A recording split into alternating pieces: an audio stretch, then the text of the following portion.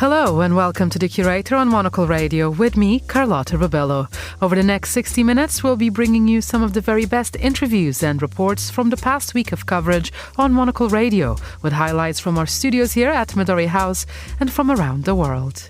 This week, we hear all about Japan's new leader. I noticed there's an awful lot of commentary already saying she's not the right kind of woman. She's too right-wing or whatever. But actually, it's a great symbolic moment for Japan, and it just it really changes the picture, I think. Plus, a look at Donald Trump's diplomatic efforts, a sit-down with the Danish-Icelandic artist Olafur Eliasson, and we talk all things Art Basel Paris. Coming here, it's hard to beat the Grand Palais as a venue for Art Basel Paris.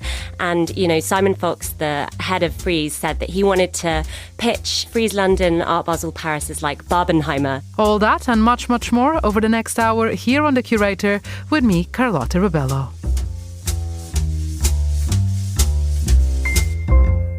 So welcome to this week's episode of The Curator. We begin today in Japan, which this week got a new leader. Sanae Takaichi has been elected as the country's first female prime minister, marking a historic moment in Japanese politics. Earlier, Monocle's Tom Edwards was joined by Monocle's Tokyo bureau chief and senior Asia editor Fiona Wilson to find out more. It's absolutely amazing to see a woman becoming Prime Minister here, first woman to become Prime Minister, and that is something to be celebrated. So I noticed there's an awful lot of commentary already saying she's not the right kind of woman, she's too right-wing or whatever. But actually, it's a great symbolic moment for Japan, and it just it really changes the picture, I think. Yeah, it's pretty extraordinary. Let's talk a bit about what's in the in tray, because it's not going to be easy, and you've already alluded to some of these issues. Of course, she's going to be leading a coalition, LDP, the Japan Innovation Party, but as I understand it, they're still just shy of an outright majority, so they'll need to be bringing, a few independents along for the ride. That is pregnant with all sorts of other attendant problems and challenges, isn't it, Fiona? I mean, nobody would want to be in her position, quite frankly. It's really difficult, as you say, a coalition, and it's a very fresh coalition as of yesterday. So that's not exactly cemented very firmly. And yet it's a minority government, which in itself presents all sorts of problems. And Japan has loads of things that it's thinking about. The economy has to be her top priority, and I think it will be. Now, how she tackles Japan's current weak economy, people are complaining about prices rising. We've talked about that a lot. Wages are not keeping up with that. So people are feeling that crunch. That's what she's really got to deal with. And she's got to really keep people happy. I think there's been quite a lot of discontent among the public about that. She's not unpopular, actually, among the public. And issues that we've often talked about, her opinion on this, on foreign policy or on, these traditional kind of social issues, are actually less important to most people than the economy. And it's interesting to see who she is selecting for her cabinet. That is what everyone's now looking at. And that's where the attention is now. And it is an interesting mix. I mean, she is not going for the obvious. She's not going for all her supporters. The old style would have been to really stick with the old factions, all the people who helped you. She's offering positions to all the people who stood against her. So maybe that's where we need to start and see that she is looking to make this government a broad church. Well, that is super interesting, Fiona, and obviously that makes sense, I guess, on a short-term strategic level, to show that you can actually turn out to be a unity candidate, even though you're perceived as being, this kind of Abe acolyte, bit of a right-winger. But I guess, again, in terms of the mechanics, what's the logic? It's better to have all of these guys on the inside pissing out than on the outside pissing in. Does that actually work if you're trying to do the business of actually administrating your government? Yeah, that's one, theory, keep your enemies close. But I think actually, the truth is that, the LDP is a very divided party. That became very obvious during the leadership election. It's very fractured. Japan is itself a bit divided at the moment. There was these right-wing parties that had never really made any kind of appearance at a serious level had suddenly started to do rather well, say, in the upper house election. And they have to consider all these bits of Japan. And I think that's what people are saying. That's the immediate reaction. It's an all-Japan cabinet. Now, how it works practically is obviously very difficult. You've also got the relationship with the neighbours. So it's interesting that she's picked Shinjiro Koizumi, who's seen as a sort of modern young face. He stood against her. He was her greatest rival. He's the pick for defence minister, which is an interesting choice. And another rival, Motegi, who stood against her, also is potentially foreign minister. So these are, I think there's a bit of continuity, and a lot of what people are looking for is stability. This collapse of the LDP has been rather unsettling for Japan, which is just used to the LDP running the show. Tell me about presentation, because we were speaking, I think, around this time last week, Fiona, weren't we, when it looked like she was potentially going to take over, about optics, about semantics, about, the style of her rhetoric even, and the fact that, she'd attended certain controversial sites. Would she do it if she got the big job, etc.? What are we expecting to see as she begins to actually make her in early pronouncements? I think there's a big presser tonight, perhaps. Maybe that's already happening. What are you expecting in terms of her personal style? Do you think she'll be eager, again, a bit like with these selections, to pivot a little? Is she going to stick to her established kind of tenets that have underpinned her political career so far? What should we expect from her personally? Well, I think the cabinet picks are the biggest indicator that she is not going in this ultra-right direction. I think that's the headline that's been, it's sort of easy headline in a way, the Iron Lady. We talked about that last week. We know she's an admirer of Margaret Thatcher. And it's very easy to pin these labels. The cabinet pick speaks to something slightly different. Now, what she says about China, Taiwan, that's an interesting matter. She's a great supporter of Taiwan. China has already come out to sort of comment on that, and that they hope that Japan sticks to the current line. And it's interesting. So last week, she would normally have gone to Yasukuni Shrine, this very controversial shrine to the war dead. We often speak about it. It causes absolute fury when a Japanese leader goes there. Ishibo absolutely wouldn't, her predecessor. She didn't go last week. She sent an offering, which is what Shinzo Abe always used to do. It's a sort of indication of support without trying to provoke the neighbours. And she didn't go last week, which I think is another indication. Look, Japan does not need an argument with China and South Korea. This is a difficult time economically, and the Japanese economy is completely enmeshed there. So it would be absolute madness to be provoking unnecessary confrontations with China or South Korea at the moment. And a thank you to Monocle's Fiona Wilson and Tom Edwards there. This is The Curator.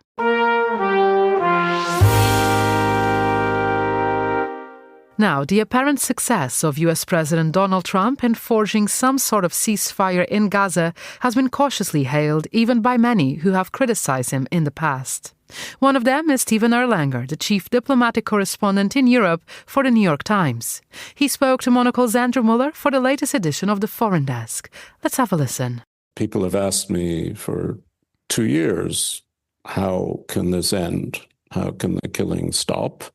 And my answer has been, whatever you think of Donald Trump is the answer. If he gets interested in it, if he puts pressure on Israel, only America can put pressure on Israel. So if Trump can corner Netanyahu, then we might have a chance of ending it.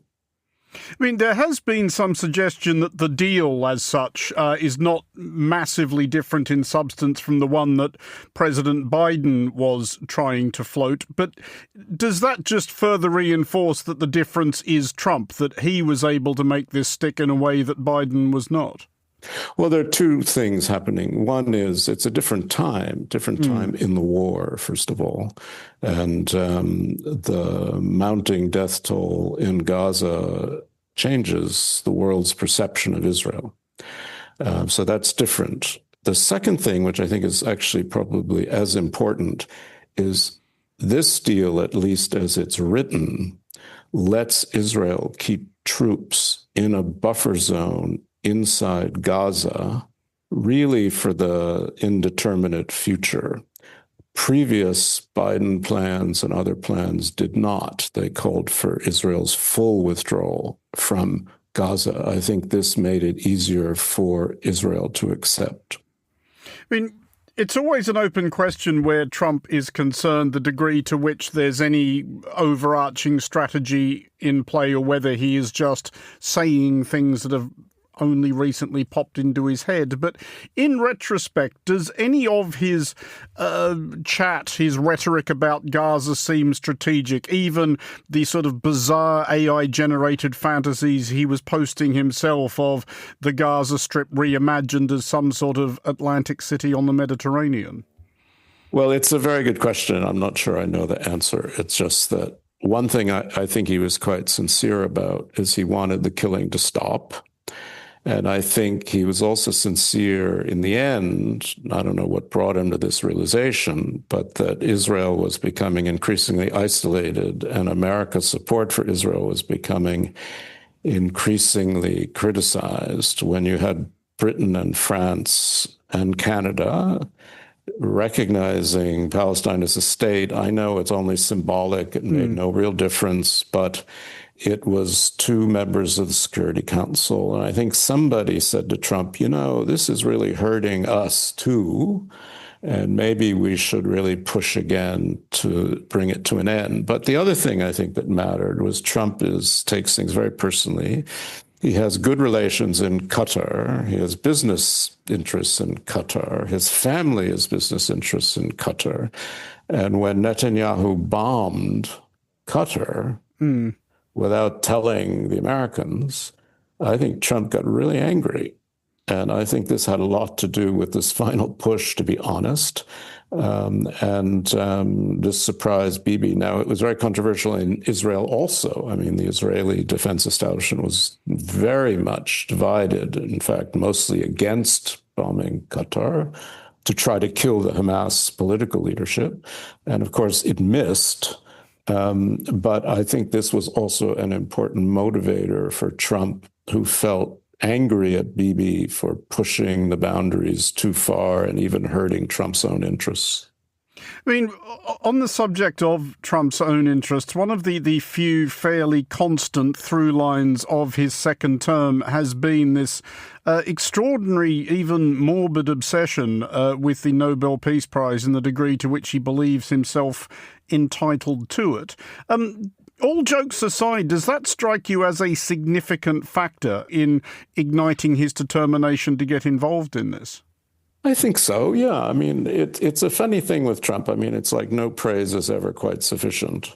But I do think he craves recognition and praise. There's nothing he loves more than flattery, particularly from people who he knows don't like him or who think he's not as smart as they are. He really likes that a lot, embarrassing them or proving that, in fact, he was right and they were wrong. Now, it's very hard for me to imagine all these nice Norwegian professors ever giving Trump the Nobel Peace Prize.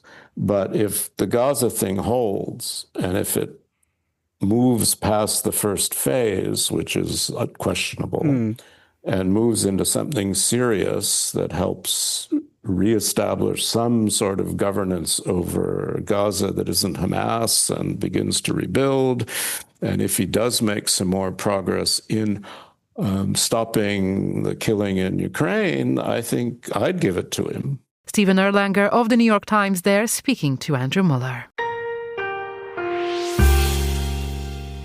You're listening to The Curator on Monocle Radio with me, Carlotta Ribello.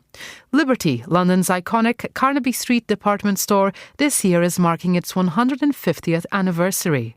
Monocle's fashion director, Natalie Teodosi, sat down with Lydia King, Liberty's group buying and merchandising director, to discuss the strategy behind the store's beloved selection of brands. I think we've always been known as a place of discovery.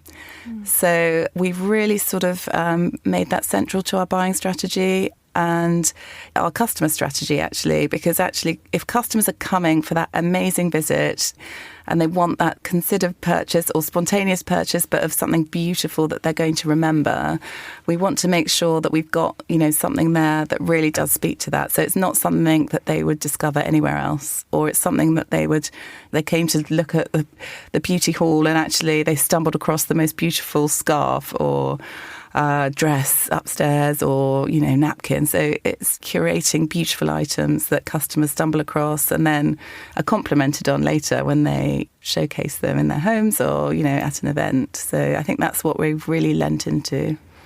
Another thing that I'm quite curious about is whether there's a specific department or a category that does better than other, that's your bread and butter. Some stores focus on, say, accessories. Others are really all about the ready-to-wear. But is there something that you really hone into or want to be known for and specialize in? Good question. I mean, we have a very diverse customer base. So it's hard just to say one thing specifically. But I think for sure we're known for our fabrics. And that department is famous. Other department stores have actually, by and large, given up a haberdashery department, for example. But for us, it's integral, and it's, linked to the fabrics. We've got exclusive fabrics. We still have our mill in Italy, and that heritage is there, and that's what customers come for. And actually, it's a very broad customer. It's customers that come from abroad, or it would be local customers. Customers come with their grandparents sometimes.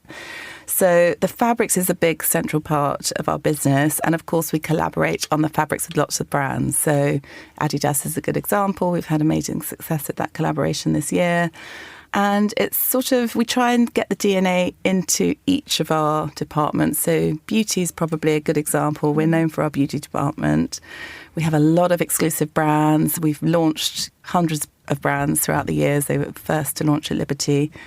We celebrate our beauty advent calendar. We just dropped our pre-order, which is like up on the year again. And that's sort of a key iconic product that people flock to buy. And I think it sold out 2 months early last year, so which is not an ideal situation. But it, just shows the demand is there for a key iconic product. Yeah, I think so many founders, really, it's their dream to launch at the Liberty department store. I remember speaking to Sam McKnight when he was launching his hair care line. He was like, it's the most beautiful place in the world. And I think that's where he launched there, and then now has kind of gone completely global.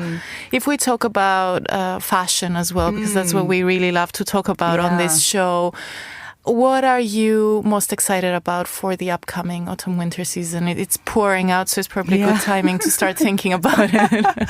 I mean, we've got such a big roster of, exciting things coming up. And fashion, we've really evolved. We actually sort of really looked quite critically at the portfolio because we had actually a huge amount of brands, and we had to do some editing within that.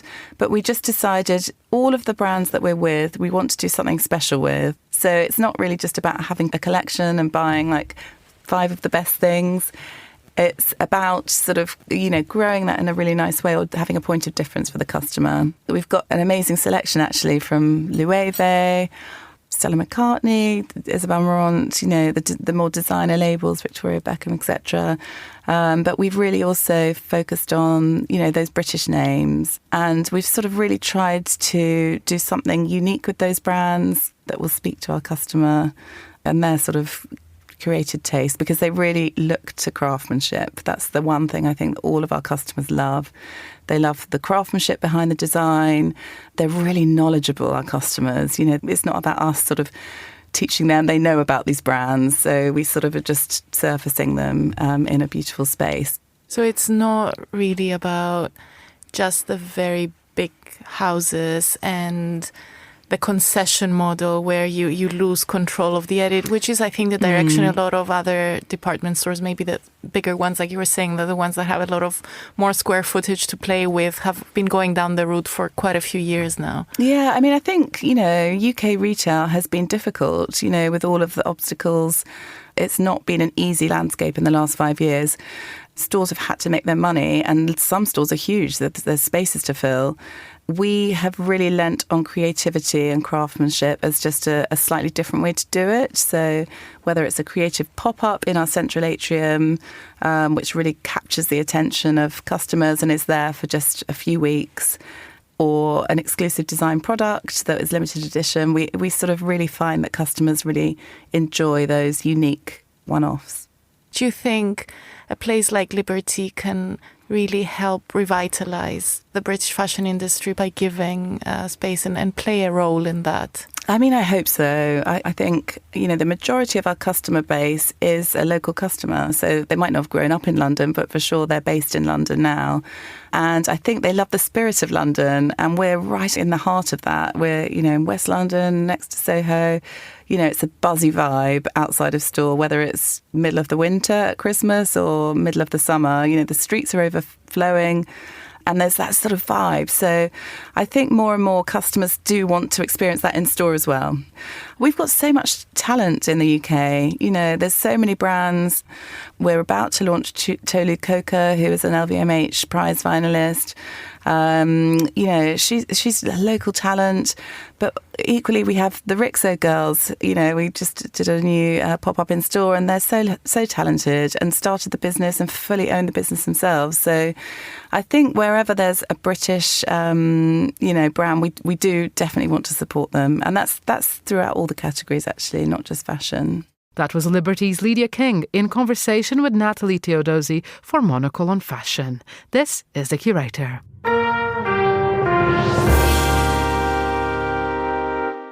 Next, we turn to The Urbanist, as this week the team sat down with Olafur Eliasson, the visionary Danish-Icelandic artist who has recently unveiled his first UK-based permanent public artwork. To explore how important public art can be in giving new developments a sense of place in our cities, Monocle's editor-in-chief Andrew Tuck caught up with Eliasson, and he began by describing his new work in Oxford North. In Oxford North, there is a new area being developed. There will be offices, residential, stores and bars and so on. So there's a little city development. And in the middle of all of that, there is a green area. It has a good size. It has a couple of roads going through it, zigzagging. And in that green area, I have made 8 sculptures, if you want, or one big sculpture in 8 parts.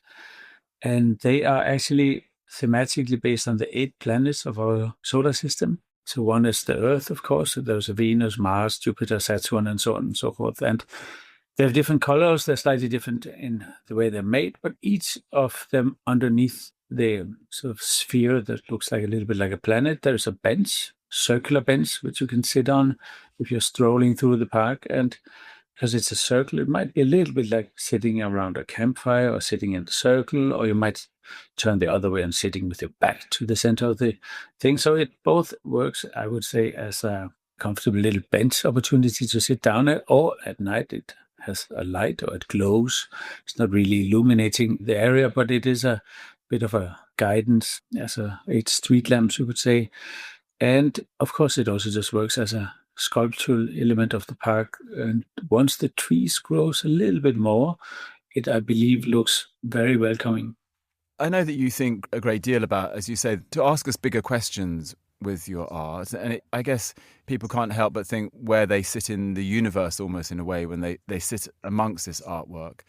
It's a difficult thing for public art to do, but is that the ambition when you set out on one of these processes, that without overwhelming people with questions, that people do see the work and respond to it in a way that they ask questions, I don't know, about the environment, about what we're doing to nature, about our position in the planetary system in some way, that it does leave us thinking, as you say, about our responsibilities and the morality we have? I think that if a space is well designed, it holds the potential of reflecting our unmet emotional needs. And this means that if we feel comfortable, or if we feel this is a space where there is a relative degree of safety, that means I could sit down and I could possibly talk to someone. Hi, how are you today? And I've seen you here before. And there's not really a right and wrong, and there's not really a prescriptive way of dealing with things or seeing things and experiencing things. I think that essentially we always experience what we bring along in our suitcase, in our mental and emotional suitcase. And of course, the planetary system, once you find out that that is actually what it is, that is a large scale, a huge scale. It's our solar system, of course. And then you could also say there is a little scale, which is kind of like a bench around a campfire almost. Each planet is a little bit like a fireplace. Of course, you have to look up in this case, but there's somewhat a warming gathering place, an opportunity to actually just sit down. They're not on one row, they're not organized, they're sort of meandering on and off, close to the path, further away from the path. Some of them, as it is with our planet, some of them are sort of drifting in their own orbital reality. And that suggests that maybe there's a opportunity for some informality, a little bit like the pavilions. In the UK, you would call them folies, and it sounds a little bit like folies, le folie in French. And this idea of having a space where you can actually deviate from the very narrow norm of normality of how to behave. It's like if you walk on the sidewalk and you start to walk backwards, or if you walk sideways, or if you walk very slow, people, they wonder, oh my God, there's somebody really, must be a mad person. Look how slow he walks. So this idea, of course, also historically referencing the English garden, that there's a kind of a little bit of getting lost and finding your path again. That, I think, is an opportunity for you to question, is it actually right the way I always do things? You use beauty in an interesting way to connect people to some challenging things. And one of those is around what's happening to our planet and to the challenges of climate change. Can I just ask you about this extraordinary story of you taking this 20,000-year-old piece of Greenland's glacial ice to be blessed by Pope Leo? And there's this extraordinary picture of him blessing this. How does something like that come about? Yeah, so the former Pope Francis made quite a legendary climate statement called Laudatio Si. That is 10 years ago. It was just around the time where the famous Paris COP happened. And people were very happy because, disregarding what everybody says, they do have a lot of influence, the Catholics. So the new Pope apparently made a commitment to sort of follow up on it and follow through with it. And the sort of science community was very happy because they, of course, need all the support they can get now that the politicians are so big and unable to actually show any courage. So a couple of friends of mine, predominantly the amazing Mary Robertson, former president of Ireland, and Kumi Naidoo, South African, who was heading Amnesty and Greenpeace for many years, they were invited to the Pope's sort of event where they were going to talk about the climate, and the Pope was going to announce this renewed commitment to the climate. And I spoke to the two of my friends there, and they said, why don't you do something? And I said, no, I'm not going to do something where it's about preaching the choir. If I want to do something, it's going to be in the press. And I would like to make an artwork where the hand of the Pope is on the ice. And of course, that was only 3 weeks or 4 weeks before the event, and I couldn't really reach the Pope. So we agreed to just call our friends in Greenland, just as a little fishing boat, and get a nice blue chunk of 20,000-year-old ice, just like a kind of a nice block, roughly twice the weight of the Pope himself, and then just ship it to Rome and then take it from there. And that we did. I have a couple of really great Italian people working here at the studio, and somehow they managed to, with the help from our friends on the inside of this event, they had to kind of get the ice in. And then we just kind of snuck it up on the stage where the Pope's chair was. So we kind of, everybody knew right in the open, but we kind of smuggled it up to the stage. And once the Pope came, of course, he was going to go like, wow, look at that. Isn't that fascinating? And we had then briefed as much as we could that he should really give it a blessing, because by all means it had come all the way from Greenland. And, it would be embarrassing if nobody paid it any sort of tribute for all the traveling that it's gone through to get there. And that is often how I work. It wasn't very informal, but also it wasn't really based on a formal invitation or anything. It kind of, everybody thought it was a great idea, and just somehow it happened. That was the artist Olafur Eliasson in conversation with Monocle's editor-in-chief, Andrew Tuck. This is The Curator on Monocle Radio. Stay tuned. Craft matters, in small ways, like how a coffee is brewed, and in not-so-small ways, like how your money is cared for, which is why for 160 years, UBS has elevated banking to a craft, tailoring unique strategies that combine human expertise with the latest technologies, all happening across 24 time zones and 12 key financial hubs, with you at the heart of it all. UBS. Banking is our craft.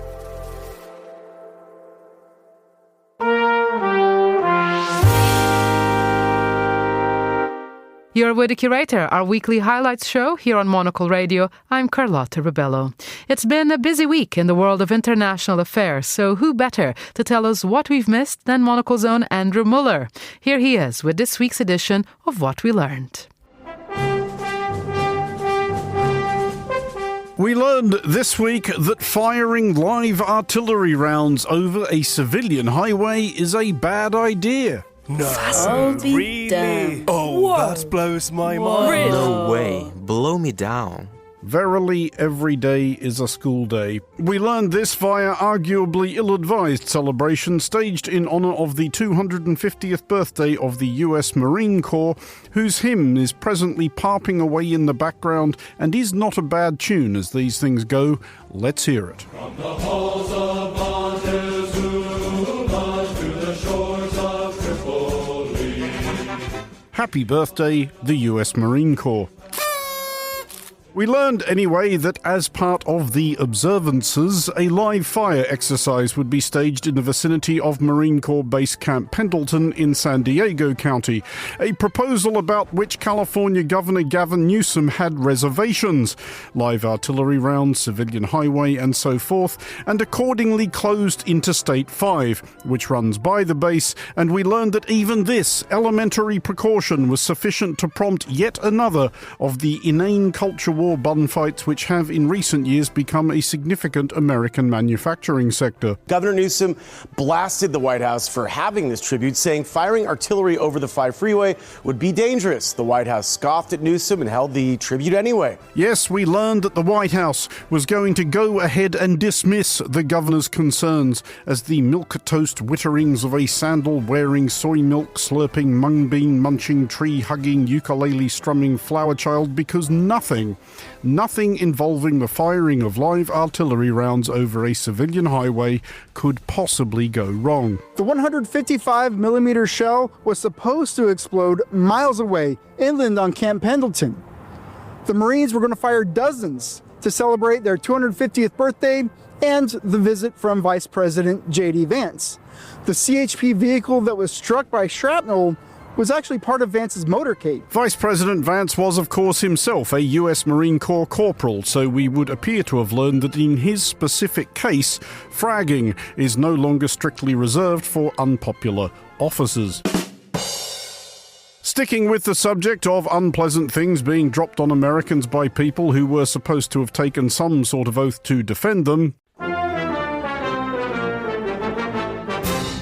we learned, thanks to artificial intelligence, yet more of the internal monologue of US President Donald Trump, who, as millions of his fellow citizens exercised their First Amendment rights by peaceably assembling in protest against him, posted on social media a short video which had American broadcasters leafing urgently through their coy euphemism dictionaries. Millions of Americans took to the streets to protest the current administration and its policies. This was President Trump's response.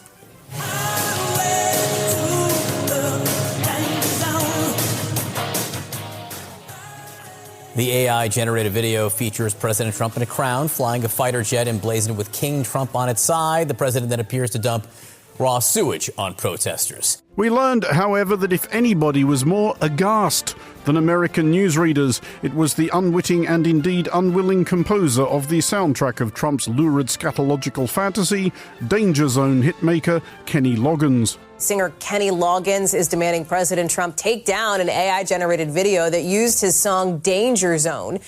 Loggins said if he had been asked, he would have denied permission to the president to use it. The president, you're seeing that AI video there, posted that online after Saturday's No King rallies. It shows him wearing a crown while flying a fighter jet and dropping what looks like feces on a crowd of protesters. Still, we learned, though cannot say we were surprised, that the very same people who clutched their pearls, collapsed onto fainting couches, dabbed their foreheads with lacy handkerchiefs and pleaded limply for the smelling salts when this happened. You know, to just be grossly journalistic, you could put half of Trump's supporters into what I call the basket of deplorables. We're absolutely fine with the President of the United States daydreaming about slapping a crown on his head, commandeering a fighter jet, and depositing the contents of a septic tank upon his hometown of New York City, and that among those people absolutely fine with it were House Speaker and three-dimensional Waylon Smithers, a Simpsons reference, ask your parents, Mike Johnson. He is using satire to make a point. He is not calling for the murder of his political opponents. From which we learned that the president is not calling for the murder of his political opponents, though we, for one whimsical news monologue, would characterize ourselves as intrigued that of all places, was where Speaker Johnson went so quickly. Still, we learned, or were reminded once more, that we are very much in hitherto mercifully uncharted waters president-wise, it being difficult to imagine, even had the necessary technology been available, any previous occupant of the office conducting themselves in such a manner, except maybe Millard Fillmore. What a fool. Stupid 13th president. Only carried one state in 1856, and that was Maryland, which hardly counts. Idiot. What a loser. What kind of a name is Millard? What kind of idiot idea was the compromise of 1850 anyway? Stupid. Couldn't get nominated for a second term by his own party. What a deadbeat. You know what? I really don't like him. Don't remember why we made that in the first place, but definitely do remember everyone moaning about having to do it. Like, how many uses were we ever going to get out of a chorus of derision about President Millard Fillmore?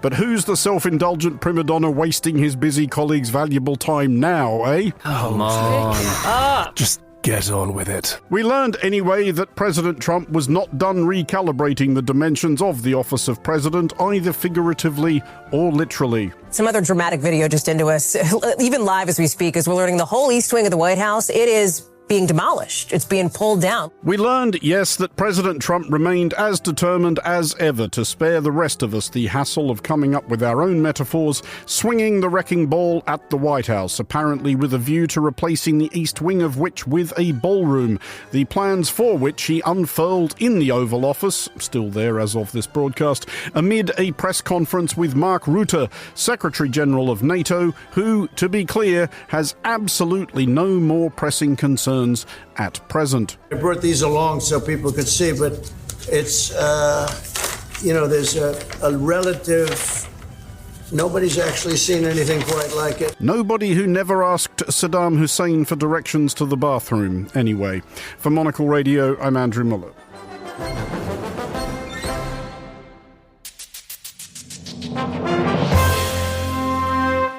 Now, this month, London hosted the Grand Sumo Tournament, only the second time it's ever been held outside of Japan.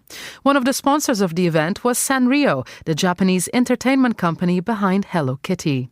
Monocle's Laura Kramer headed to the press conference to meet Kitty-san in real life and to catch up with Sanrio's president and CEO Tomokuni Tsuji.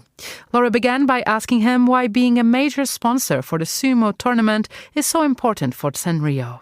Sanrio's aim has always been to bring smiles to as many people as possible around the world. And we think that through this combination of sport and Hello Kitty, we're going to bring smiles to a lot of people. In particular, Hello Kitty hails from London. And of course, last year, King Charles mentioned Hello Kitty, which was a huge honour for us. So we think that this combination of Japanese sumo and Hello Kitty is going to make people here in the UK smile. Under your leadership, Sanrio has grown strongly, as you mentioned before. What has been the main focus to make that happen? It's not just down to me, it's down to the help that I've had from everyone around me. And we've had a number of reforms within the company, structural, organisational reforms that have helped to strengthen us. Also, in terms of our character strategy, we've started to focus more on some of our other characters, not just on Hello Kitty. We've also brought in a social media strategy, and all of this has really helped to improve our branding. You did mention those extra characters, and I wanted to ask you about that. Do you think that there are some characters that you'd like to highlight more that you think could have maybe not as big of an impact as Hello Kitty, but could have just as big of a wide global appeal? Well, of course, Hello Kitty is still at the heart of what we do, but you're also, I think, going to see more and more of characters like Kuromi, My Melody, and Cinema Roll. Excellent. And you mentioned also the importance of retail. You have 150 stores in Japan. You want to expand more stores. Where do you see that happening? What are the first ones you can see, and what areas are you really focusing on there? Well, the places that we're already growing our stores little by little are mainly in Asia, especially China. But in future, we'd like to branch out into North America and Europe. We also hope to create other opportunities, other touch points for our customers other than shops. Of course, shops are part of that. But we're also going to be focusing on location-based entertainment, different types of touch points for customers. And so starting with Asia, moving to North America and Europe, and also creating these real opportunities for customers to come into contact with our brand. And there's been an increase in collaborations and activations of Sanrio characters. Did you change your international marketing strategy specifically for that? As I said, a big part of it is how we make use of our other characters as well as Hello Kitty. Hello Kitty currently makes up about 35% of our sales, and we don't want that to go down as other characters get more popular, but we want to get all increasing at the same time. That's the strategy, is to make more use of the other characters, which will hopefully give even more of a boost to our business. Tomokuni Tsuji, the president and CEO of Sanrio, in conversation with Monocle's Laura Kramer.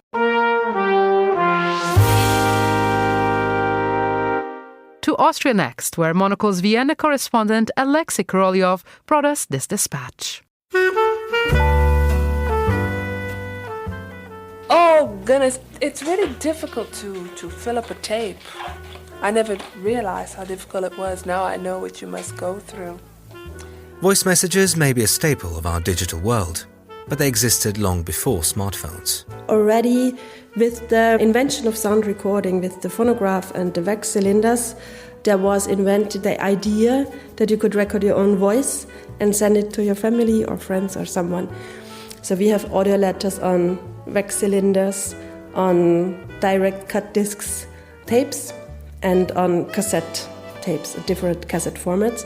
And it's really a huge variety. These letters were not so different from the voice messages we share today. A bit of family news or a few words for friends and loved ones. But because recording and sending them took far more effort than simply tapping a screen, each message felt special. This one's from 1968, a daughter in New York speaking to her mother back in Vienna. I am in a good mood tonight, and I feel, for some strange reason or other, I feel that you're right here in the house with us. I'm happy. I miss you, of course, but, well, I'm happy to be alive. My name is Eva Capella-Hallemer. I'm a historian and I am principal investigator in the project Sonime, which is about sonic memories, audio letters in times of migration and mobility. The aim of the project is to gather as many of these recordings as possible. Here's another one from New York to Vienna.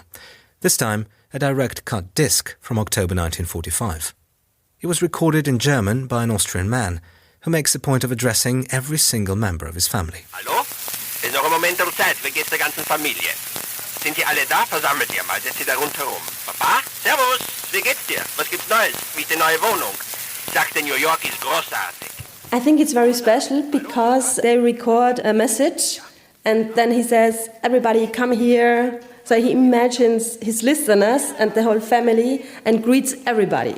And I think this is also an element of voice letters that is very common from the beginning to the end of voice messages, and that it's important that he doesn't forget, for example, somebody. And the last, not person, but the last one is a dog.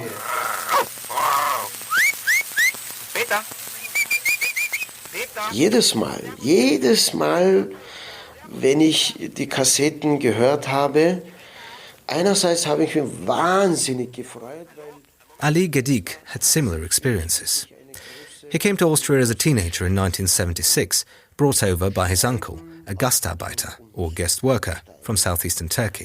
Jedes Mal war er so in den Gefühlen, also eine Mischung von Freude und von Trauer und von Traurigsein. Every time he listened to a cassette from his relatives back home, Gedik says, he felt as though they were right there in the room with him.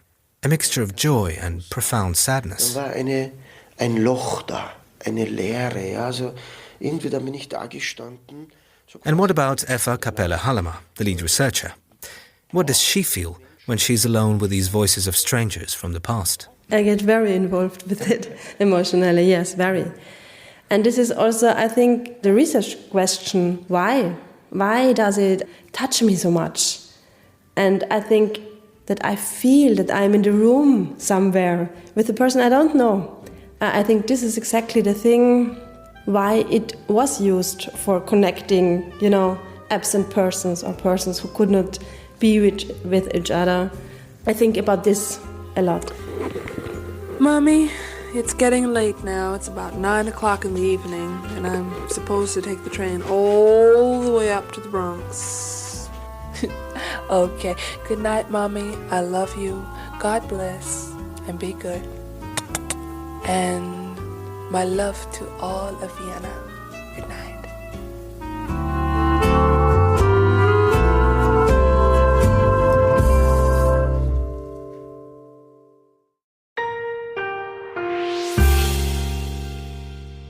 And finally, the art world descended on the French capital this week for Art Basel Paris. To mark the occasion, Monocle's editorial director, Thaler Brulé, was joined in our Paris studio by our bureau chief, Simone Bouvier, associate editor for culture, Sophie Monahan-Coombs, and managing director, art consult at Burgos, Aurelia Rauch. Let's have a listen to their conversation. I went into Frieze thinking it might be a little bit subdued because of all of the talk around the art market, but it was super busy. I think London put on a great show. The galleries I spoke to seemed really, really happy, and it felt very positive. Coming here, it's hard to beat the Grand Palais as a venue for Art Basel Paris. And, Simon Fox, the head of Frieze, said that he wanted to pitch Frieze London, Art Basel Paris as like Barbenheimer. So like those films, they kind of helped each other. You could go to both, make it a double bill. So I think he's really hoping that people are doing both. But I imagine lots of collectors might have skipped London, come straight to Paris. But I think the mood in both places has been, really positive in general. Aurelia, is he hoping or is he praying that this is the case? Because, listen, you gave it to us straight before we went on air, sitting in the green room. Give it to our listeners. I really think that in terms of sales reported and people on the ground, Paris wins, man. we can't sugarcoat that. I think the crowd here was fantastic. The work on view was fantastic. Tons of blue chip, of course. So I feel like really what stood out to me, like first impression between those two fairs, is that at Frieze, I missed a little bit those like really big tickets that sold and, big reports of great numbers. And here we've got several, really. So this fair did well. And Sophie, you mentioned, if I may add that on, that we have some difficult reportings about how the art market is doing as a whole. Of course, embed that in the geopolitical and global situations, absolutely understandable. But it paints a bit of a different picture what we're hearing, right? Like everybody seems to be very happy and pleased with how sales are going on a gallery level and on a fair level. Just maybe going back to London and maybe energy as well. So do you think there is room to really build this bridge? Because as you said, yes, and this is not new. There's just more energy. I mean, we had FIAC before. There was always this adjacency. But of course, you have the power of the Basel brand now delivered to Paris. And maybe you could argue as well, maybe some organizational expertise. I mean, of course, a revamped Grand Palais also helps with all of this. If you were back in London, does Frieze need to move away from a tent in a park, for example? Does it need to also look for a slight reset? I think it's a good point. I mean, Frieze has been around now for over 20 years. And when it came onto the scene, it was really edgy. It had all of that energy. And now I just didn't find anything that felt that new. Paris has the advantage of all these amazing artistic institutions. It's got the new Cartier Foundation. There's places like that. And it just feels like there's a little bit more. There's a little bit more here. There's loads to see. I also think, Kerry James Marshall at the Royal Academy, London did have those big shows that were amazing. But I do think, the tent in Regent's Park, it's not anywhere near like the Grand Palais, and that changes your experience of it. It changes how you see the work, and I think that does affect, the sales that are made. Simone, just to bring you in on this, I'm wondering how concerted, though, would you say is direction from, let's say, the Élysée, not very far, of course, from the Grand Palais, that you also have France culture incorporated behind this as well, that they really want this to work. So as much of this is, yes, it's free enterprise, etc., the hands of the Ministry of Culture to ensure that in a country which is really in turmoil right now, that at least these signature sort of lighthouse moments work and all attention is on this city, this country for the right reasons. I think 100%. There's a real effort d'etat, a kind of state policy to try and make France's cultural firepower essentially take it on an international dimension beyond tourists who visit these world-class cultural institutions, including the new Fondation Cartier that Sophie mentioned. But they are really helping the organizers of these cultural events by putting these incredible buildings, these incredible places, and Art Basel Paris is not the only one, and the Grand Palais is not the only one of these kind of storied palaces that can be put at the disposal of organizers for these events. We've also had a Design Miami Paris and Karl Lagerfeld's old home. I mean, all of these venues just give it a vibe that attracts international collectors, and the French state is behind it 100%. So to both of you, but I'll start with you, Aurelia, just if people are coming now, if you have to sort of say 3 picks that people need to see, what are Aurelia Rauch's picks for Paris. Can I do fair and galleries? So then Please. I would definitely say Rikritira Vanija at Chantal Crozet. Fantastic show. I mean, you walk in, there's a white carpet, which is, that's a bold choice. Bold choice. On a day like today. On a rainy day. Yeah, but the work's absolutely stunning. He made these beautiful works covered in silver with newspaper behind it, kind of dramatic newspaper reporting with a beautiful silver kind of covering that will wear and tear over the years that you possibly live with the artwork. Super stunning, very poetic.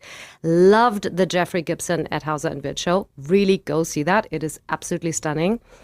And of course, everything that has to do with Gerhard Richter, that's the moment in Paris. Louis Vuitton Foundation has a big retrospective, and then David Swinner is showing the gallery equivalent. So those are my 3 picks there. As for the fair, I would say Gagosian, historic Rubens work. Of course, you need to see that. I really adored the Barbara Krüger work. That was right when you walk in. You can't miss it. It's a huge panel with ice staring at you. And my 3rd pick at the fair would probably be the Ugo Rondinone installation at Presenhuber. Really incredible stacks of painted rocks. Very impressive. Always is. Aurelia Rauch, Sophie Monahan-Coombs, Simone Bouvier and Tyler Brulé there in our Paris studio. And that's all we've got time for on this edition of The Curator. The show was produced and presented by me, Carlotta Rubello, and edited by Mariella Bevan. Join us again next week to hear some of the very best of the programs across Monocle Radio. Thanks for listening and have a great weekend.